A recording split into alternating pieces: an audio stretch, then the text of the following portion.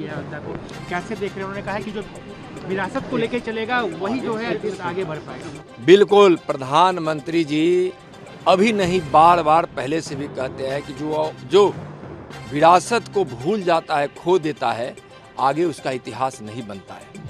और भारत की विरासत ऐसी है जिस पर गर्व होता है, इसके सनातन संस्कृति, इसके संस्कार पर, इसके समर्पण पर, इसके गौरव में जो सेवा है, इस पर विश्व शांति की जो इसकी कामना है भारत की, यह भारत का गौरव है। और प्रधानमंत्री जी भी इस भारत के गौरव पर खुद गौरवान्वित होते हैं और देशवासियों को कहते हैं कि गौरव करें।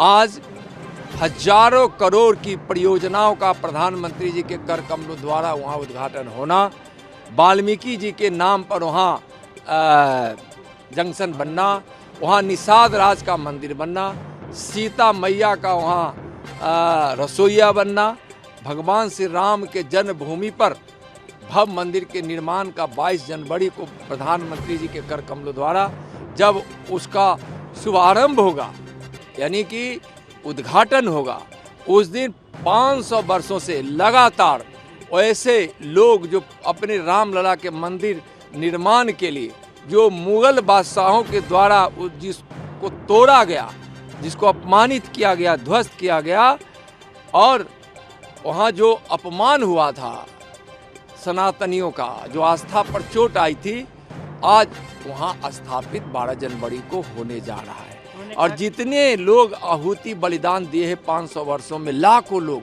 उनकी आत्माएं सारे के सारे देवी देवता खुद वहाँ उस दिन उपस्थित होकर उस मनोरम दृश्य का आनंद लेने वाले हैं। अयोध्या की उस पुण्य भूमि पर जब रामलला के मंदिर का वहाँ उद्घाटन होगा, माननीय प्रधानमंत्री आदरणीय नरेंद्र मोदी जी के द्वारा। उन्होंने कहा कि काशी, महाकाल और भी कई मंदिरों का जिस तरीके से उन्होंने फिर से जीर्णोद्धार किए हैं, तो आपको लगता है कि आने वाले दिन में कुछ और मंदिर रह गए हैं जिनका?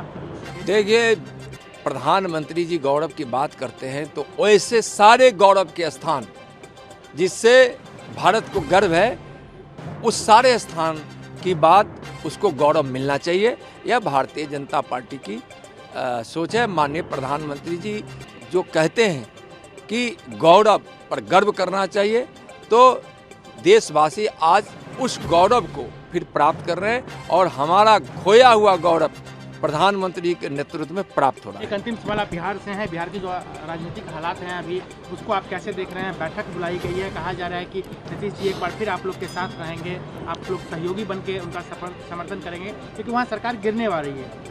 अब क्या होने वाला है उनकी हुआ तो वह जाने, लेकिन इतना जरूर है कि 2024 में 40 seat Bharatiya Janata party NDA जीतेगी या 2025 में भारतीय जनता पार्टी की भारी बहुमत से एनडीए के साथ सरकार बनेगी। आना चाहेंगे तो फिर से आप लेंगे, क्योंकि आपके तो 17 साल पहले का सहयोगी रहे हैं, एक बार फिर?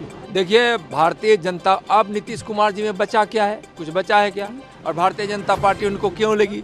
कुछ नहीं है। भारतीय जनता पार्टी का इतना जनाधार और लोगों का विश्वास यही है कि अब भारतीय जनता पार्टी ही बिहार में चाहिए।